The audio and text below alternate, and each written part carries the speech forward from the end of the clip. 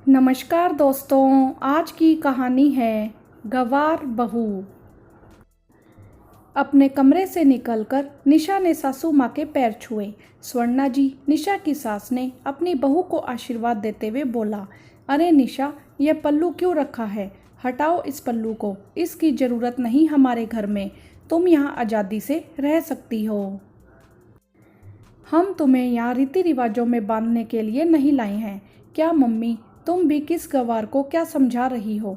1 हफ्ता हो गया समझाते हुए इस बात को इसको, अभी तक कुछ भी समझ में आया? रवि ने अपनी माँ को गुस्से में बोला।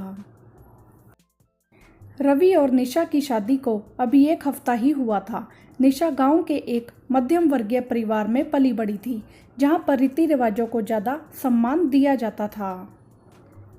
रवि ने अपनी माँ को फिर से टोका, माँ देखो ना, मैं कितना हैंडसम हूँ और यह उतनी ही गंवार है। पता नहीं आपने मेरी शादी इससे क्यों करा दी। इसको तो किसी चीज़ की अकल नहीं है। मुझे तो एक से बढ़कर एक लड़की मिल जाती। पता नहीं इस लड़की में क्या दिखा आपको? रवि की माँ ने बोला, बेटा लड़कियां तो बहुत मिल जाती, पर जो संस्कार निशा के अंदर हैं वह आज के समय में किसी भी लड़की के अंदर नहीं मिल पाते। रवि गुस्से में अपने ऑफिस के लिए निकल गया। निशा अपने ससुराल में घुलने मिलने की अच्छे से कोशिश कर रही थी। ससुराल के सारे तौर तरीके उसके अपने मायके से बिल्कुल विपरीत थे। जहां उसके मायके में सभी रीति रिवाजों के बंधन में बंधकर चीज़ें प्रस्तुत की जाती थी, वहीं उसके ससुराल में इसके विपरीत था सब कुछ। ससुराल में सभी एक साथ डाइनिंग टेबल पर बैठकर भोजन करते थे। घर में किसी के बोलने और कुछ भी करने की किसी भी तरह की कोई रोक टोक नहीं थी। बस कमी थी रवि के प्यार की, जो निशा को दूर दूर तक नहीं दिख रही थी। रवि को निशा का एक गांव से संबंधित होना पसंद नहीं था। वह हमेशा से एक मॉडर्न और ऊंचे ख्यालात की लड़की से विवाह करना चाहता था। निशा ने वैसे तो स्नातक तक की पढ़ाई कॉलेज से की हुई थी, पर कभी शहरी माहौल में रहना नहीं हुआ। इसी बीच रवि का तबादला मुंबई हो जाता है। उसे ना चाहते हुए भी निशा को अपने साथ ले जाना पड़ता है। घर पर रहते हुए माँ के दबाव के चलते रवि की निशा से थोड़ी बहुत बात हो जाती थी, पर जब से रवि मुंबई आया था उसने निशा से दूरी बना ली थी।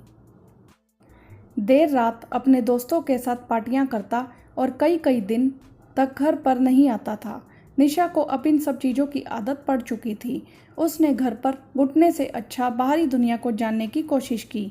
खाली समय में वह शहर की छोटी बड़ी हर जानकारी को जानने की कोशिश कर रही थी।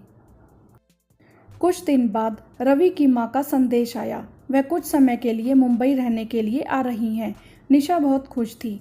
उसे लग रहा था कम से कम इस एकांत की दुनिया में उसको कोई साथी तो मिलेगा कुछ दिन के लिए। इधर निशा की सास का मुंबई आना होता है।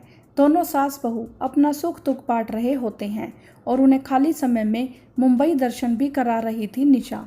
निशा की सास देख रही थी कि रवि किसी भी हाल में निशा को स्वीकार नहीं कर रहा था। उसके मुंबई आने के बाद भी रवि का वही हाल था। निशा की सास को अचानक से सीने में दर्द की शिकायत होती है। उसने रवि को फ़ोन किया, लेकिन उधर से कोई उत्तर नहीं आया। इधर निशा ने देखा कि जैसे ही सास की तबीयत बिगड़ रही है, उसने तुरंत अस्पताल में फ़ोन करके उन्हें भर्ती कराया। रवि को जैसे तैसे यह सूचना मिलती है, वह भागते हुए अस्पताल आया। इधर निशा की सास को होश आ चुका था। रवि और निशा दोनों माँ से मिलने के लिए गए। रवि ने अपनी माँ से पूछा, माँ आपको अस्पताल किसने पहुँचाया? तो रवि की माँ ने बोला कि जिसे तू गवार समझता है ना, आज उसी की वजह से मैं जिंदा हूँ। अपनी माँ की बात सुनकर रवि को आत्मग्लानि हो रही थी। उसको समझ नहीं आ रहा था कि वह निशा का सामना कैसे करे। आज उसको समझ में आ गया था कि सिर्फ कपड़े पहनने से मॉडर्न नहीं होते, बल्कि समझदारी से जो परिस्थिति को संभाल ले वह भी मॉडर्न होते हैं। रवि को अपने किए पर पछतावा हुआ और उसने निशा से माफ़ी मांग ली। वीडियो को लाइक करें, शेयर करें और चैनल को सब्सक्राइब भी करें। धन्यवाद।